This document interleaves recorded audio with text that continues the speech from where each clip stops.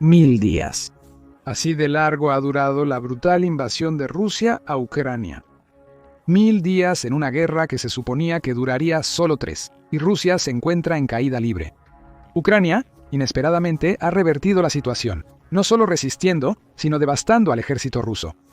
Las asombrosas pérdidas de tropas, el equipo destrozado y la moral en declive pintan un panorama sombrío para el Kremlin. La gran apuesta de Putin ha salido espectacularmente mal, y las grietas en su máquina de guerra ahora son imposibles de ignorar. Pero lo que selló el destino de Rusia fue un momento audaz que remodeló el campo de batalla: la incursión de Kursk. El 6 de agosto de 2024, Ucrania lanzó una ofensiva sorpresa en el Oblast de Kursk, de Rusia, tomando completamente desprevenido a Moscú. Las fuerzas ucranianas rápidamente rompieron las defensas rusas, capturando docenas de kilómetros cuadrados de territorio ruso en los primeros días. Después de una semana, Ucrania había recuperado alrededor de 621.4 kilómetros cuadrados de territorio, forzando a las autoridades rusas a declarar estado de emergencia. En resumen, las tropas ucranianas demostraron en una semana la fragilidad de la posición de Rusia. Esta incursión fue un golpe humillante para Rusia, ya que no se trató de una simple escaramuza fronteriza. Se está produciendo una transgresión masiva en Rusia, una violación que le otorgó a Putin un título no muy halagador, el primero de un líder ruso en la historia moderna en tener tropas extranjeras en suelo ruso.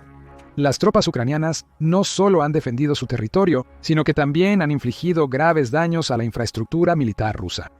La artillería y drones ucranianos han estado bombardeando posiciones rusas, dejando un rastro de vehículos, tanques y equipos destruidos.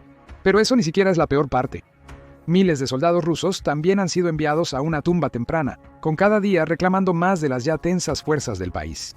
En pocas palabras, es una masacre para Rusia. Una masacre que no muestra signos de desaceleración. De hecho, solo parece estar empeorando. Los días más mortíferos para las tropas rusas ya no son a principios de 2022 cuando comenzó la invasión. Ahora son en noviembre de 2024, a medida que el campo de batalla se vuelve más implacable con cada día que pasa. Pero las palabras no pueden capturar la magnitud de estas pérdidas. Las cifras revelan la realidad del colapso de Rusia. Según el Estado Mayor de las Fuerzas Armadas de Ucrania, Rusia ha perdido 725.740 soldados desde el 24 de febrero de 2022 hasta el 20 de noviembre de 2024. Eso es casi 750.000. Vidas destrozadas en menos de 3 años, y la cifra sigue aumentando. Hasta el 20 de noviembre, el día más mortífero para las tropas rusas fue el 11 de noviembre, cuando perdieron casi 2.000 soldados, o 1.950 para ser precisos. Para ponerlo en perspectiva, es casi la misma cantidad de personal militar que Estados Unidos perdió en 20 años de guerra en Afganistán. Entre el 7 de octubre 2001 y el 30 de agosto 2021, los Estados Unidos sufrieron un total de 2.324 muertes en combate. Rusia casi igualó este número de bajas en solo 24 horas. La escala de esta matanza realmente desafía la comprensión. Pero el 11 de noviembre no fue un incidente aislado.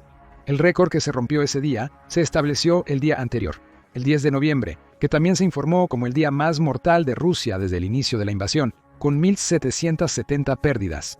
El récord previo de 1.740 pérdidas rusas se registró el 13 de mayo, poco después de que Rusia iniciara una ofensiva en la región de Kharkov, Ucrania. Sin embargo, los primeros días de noviembre no fueron favorables para Rusia. El 8 de noviembre, el país perdió 1.660 soldados.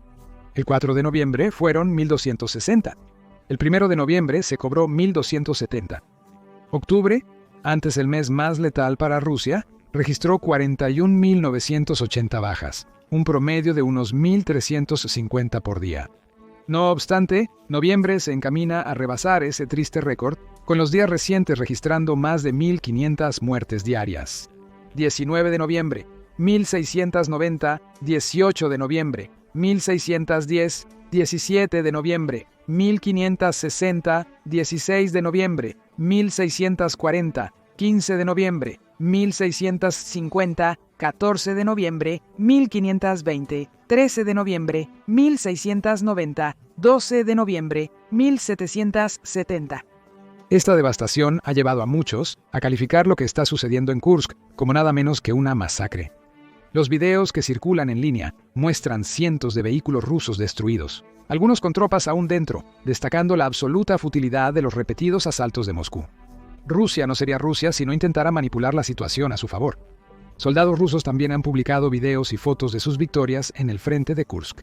Un soldado ruso posa orgullosamente junto a un tanque Leopard 2 ucraniano que su unidad aparentemente golpeó y capturó.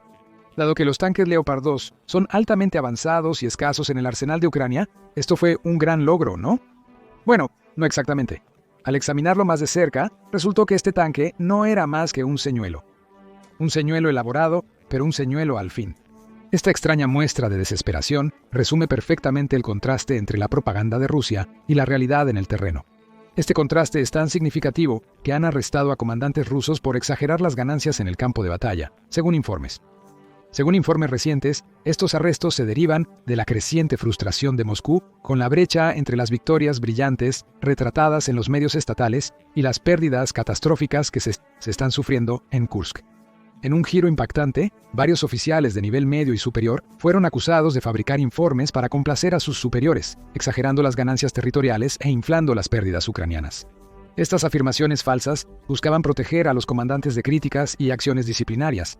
Sin embargo, solo lograron alimentar las ilusiones del Kremlin sobre el estado de la guerra, otra gran mala calculación. Así que ahora, con Kursk convirtiéndose en un desastre de escala sin precedentes, la represión del Kremlin a sus propios comandantes muestra el caos y la paranoia dentro del liderazgo militar de Rusia. No obstante, que los comandantes rusos se vieran forzados a esto, revela otra cosa. La cadena de mando rusa está completamente fracturada. Pero mientras el desastre de Kursk sigue, ningún informe manipulado o arresto puede ocultar la verdad sobre los crecientes fracasos de Rusia. Pero no solo escasea la mano de obra. El equipo ruso también está siendo brutalmente derrotado. Según el Estado Mayor de las Fuerzas Armadas de Ucrania, a partir del 20 de noviembre, Rusia ha perdido una asombrosa cantidad de 9.390 tanques, 19.119 vehículos blindados y 20.681 sistemas de artillería. Estas pérdidas también se extienden a la flota aérea y naval de Rusia, con 369 aviones, 329 helicópteros y 28 barcos y botes destruidos. Incluso los drones, esenciales para la guerra moderna, han sido afectados. Más de 19.202 drones rusos han sido destruidos hasta ahora. Noviembre por sí solo ha aportado de manera notable a estas cifras impresionantes. El 19 de noviembre se informó que las fuerzas ucranianas destruyeron 8 tanques, 27 vehículos blindados, 49 sistemas de artillería y 91 drones en un solo día. ¿Recuerdas el día más letal para los rusos, el 11 de noviembre? Bueno, ese solo día se cobró 23 tanques y 81 vehículos blindados de personal. Noviembre añadió un par de hitos más desalentadores al deprimente historial de Rusia. A partir del 20 de noviembre, Rusia ha perdido oficialmente más de 1.000 sistemas antiaéreos. Mientras Rusia superó los miles de muertos, se acerca velozmente a una devastadora cifra de decenas de miles en total. Hasta ahora, se han perdido un total de 29.648 vehículos y tanques de combustible, y el 19 de noviembre se añadió otro centenar al recuento. Pronto, las pérdidas de vehículos de Rusia superarán la impresionante cifra de 30.000. Cada nuevo día parece traer otro capítulo de devastación al esfuerzo bélico de Moscú. Y la peor parte es que Rusia no puede reemplazar posiblemente estos recursos vitales al ritmo requerido. Podrías preguntarte, ¿no está la economía rusa en pie de guerra? Con tantos recursos invertidos en la industria de la defensa, ¿cómo es que no logra mantenerse actualizada? Bueno, la respuesta es simple. Las pérdidas son simplemente demasiado grandes. Las líneas de producción de Rusia, al máximo, no pueden igualar el feroz ritmo de destrucción. Toma por ejemplo los cañones de gran calibre. Según Oryx, un sitio web holandés de análisis de defensa de inteligencia de código abierto que registra las pérdidas de equipo documentadas, Rusia pierde más de 320 cañones de tanques y artillería por mes. No obstante, las 2 forjas rotativas rusas, esenciales para fabricar estos componentes, solo pueden producir 20 cañones mensuales. Eso es una tasa de reemplazo de menos del 7%, una incompatibilidad catastrófica. Aún peor, Rusia no puede expandir su capacidad de producción porque las habilidades y el equipo requerido están controlados por empresas especializadas en el extranjero, como GFM de Austria. Y dado las sanciones, la perspectiva de adquirir cualquier parte necesaria es casi nula. Los vehículos de combate tienen una historia parecida. Según Oryx, desde el inicio de la guerra, Rusia ha perdido alrededor de 155 vehículos de combate de infantería. Los fabricantes de defensa rusos pueden producir cerca de 200 por año o 17 por mes, lo que significa que pueden reponer estas pérdidas en menos de un año. No obstante, sostener este ritmo de producción mientras se afrontan otras pérdidas de equipo y se mantienen operaciones bélicas lleva a la industria rusa al límite. Aun con los antiguos modelos soviéticos rescatados, estas reservas no durarán para siempre, cuestionando la capacidad de Rusia para sostenerse a largo plazo. La producción de artillería rusa se ha triplicado, alcanzando los 3 millones de proyectiles anuales, una cifra impresionante. Eso es cierto hasta que tomas en cuenta su tasa de consumo. Aunque Rusia ya no dispara las 12 millones de rondas gastadas en 2022, se estima que su uso actual supera considerablemente la producción. Moscú se ha visto forzado a depender fuertemente de importaciones, como los proyectiles norcoreanos, que ahora constituyen casi la mitad de la artillería usada en Ucrania. Pero los proyectiles no son lo único que viene de Corea del Norte.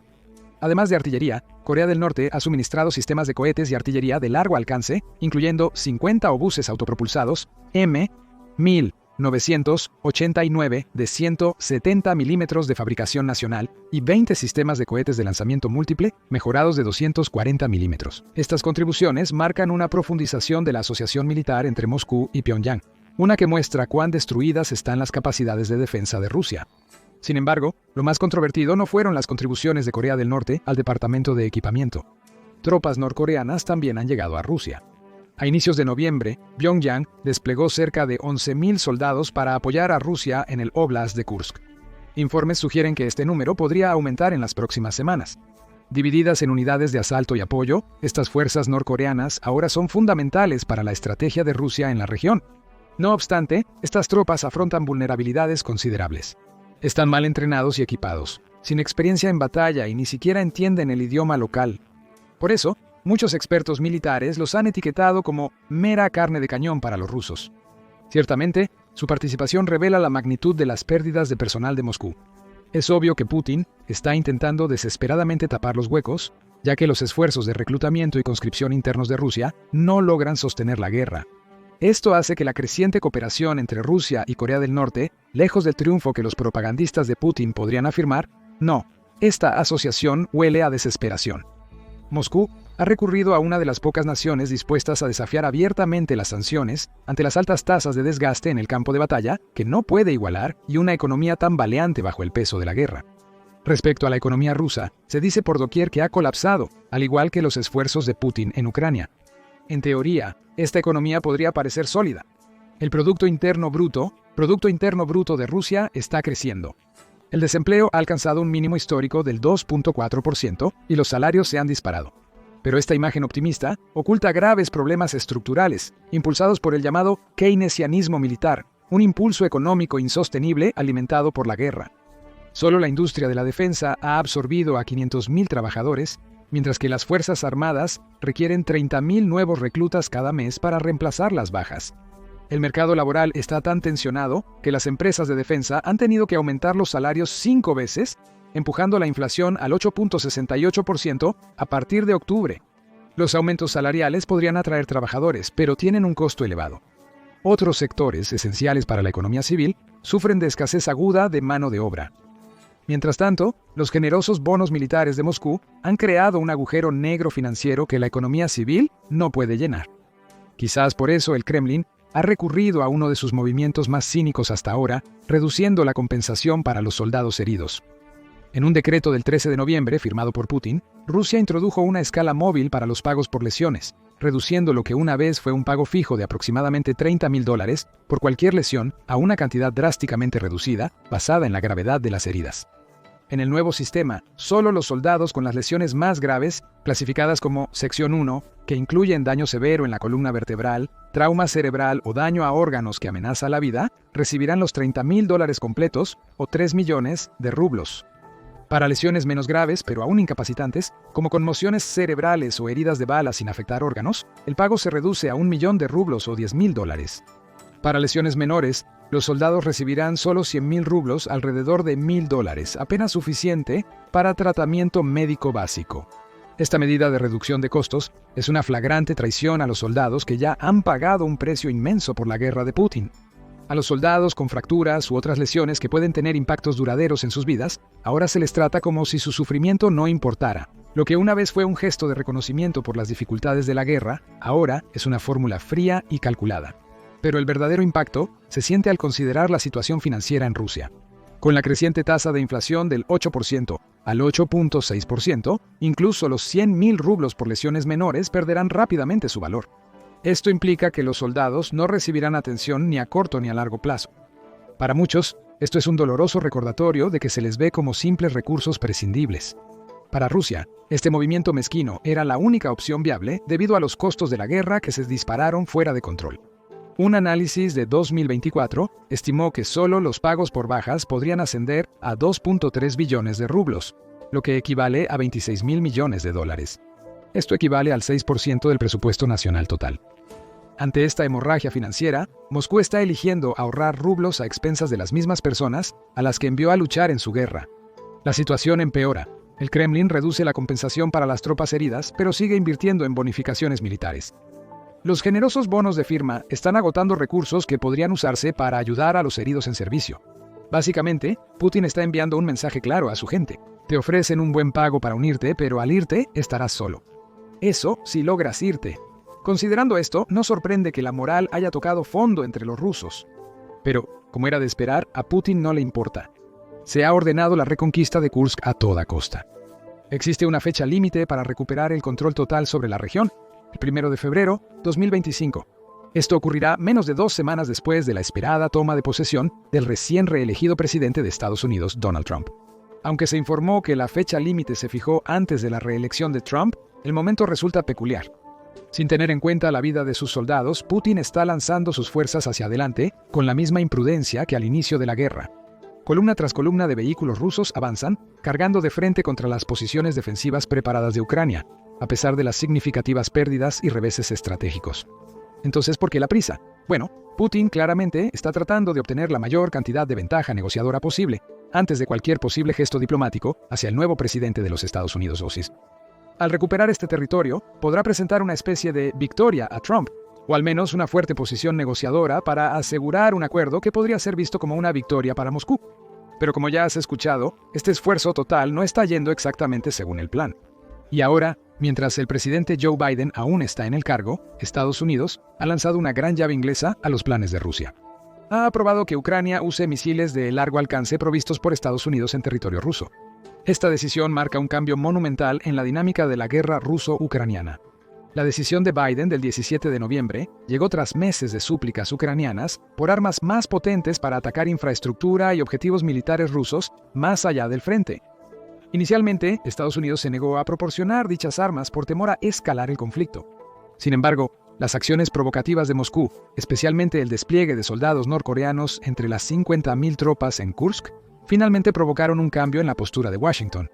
El impacto de este cambio de política se sintió solo 2 días después, el 19 de noviembre, cuando se informó que las fuerzas ucranianas lanzaron un misil ATACMS contra una importante instalación de almacenamiento de municiones rusas en Karachev, Oblast de Briansk. Este ataque marcó la primera vez que los Estados Unidos suministraron misiles de largo alcance que se utilizaron en suelo ruso. El objetivo, un arsenal vital de la principal dirección de misiles y artillería de Rusia, fue supuestamente destruido en una explosión dramática que envió bolas de fuego al cielo. Residentes capturaron en video la magnitud de la explosión que sacudió la región. Las autoridades ucranianas confirmaron que las municiones almacenadas en esta instalación incluían proyectiles de artillería y misiles antiaéreos, suministros fundamentales para la actual ofensiva rusa. ¿Pero por qué se ve este ataque como un punto de inflexión en la guerra? Los ataques, con un alcance de hasta 306.1 kilómetros, permiten a Ucrania apuntar a activos rusos valiosos lejos del frente. La precisión del arma y la capacidad de golpear tan profundamente dentro del territorio ruso, sin duda pondrán una presión inmensa sobre la infraestructura militar de Moscú. Sin embargo, es crucial resaltar que esto va más allá de metas militares. Se trata de incapacitar la capacidad de Rusia para reabastecer sus fuerzas y mantener operaciones en múltiples frentes. Y este ataque es solo el comienzo. La decisión de Estados Unidos ha permitido a Ucrania incorporar capacidades de largo alcance de otros aliados de la Organización del Tratado del Atlántico Norte, como Francia y el Reino Unido, en su arsenal. Estas naciones se preparan para enviar sus propios misiles de largo alcance a Ucrania, incluyendo los misiles Storm Shadow, con un alcance de 310 millas. Estos misiles están diseñados para ser lanzados desde aviones de combate, aumentando aún más la diversidad y el alcance de los ataques de Ucrania dentro del territorio ruso. Es probable que más aliados de la Organización del Tratado del Atlántico Norte hagan lo mismo. Esto implica que Rusia, acostumbrada a operar con relativa impunidad en su territorio, ahora será vulnerable a ataques directos. Ataques que pueden paralizar su logística, centros de comando y recursos militares. Para Putin, esto representa una pesadilla, una guerra en dos frentes, uno en Ucrania y otro dentro de sus propias fronteras. La respuesta de Moscú a esta nueva realidad ha sido previsiblemente hostil. Funcionarios rusos, incluyendo al secretario de prensa de Putin, Dmitry Peskov, han descrito la decisión de Estados Unidos como una escalada peligrosa y una nueva fase de intervención directa de los Estados Unidos en el conflicto. Peskov advirtió que esto llevaría a una mayor tensión entre Rusia y Occidente. Putin recurrió a su táctica habitual, amenazar con armas nucleares.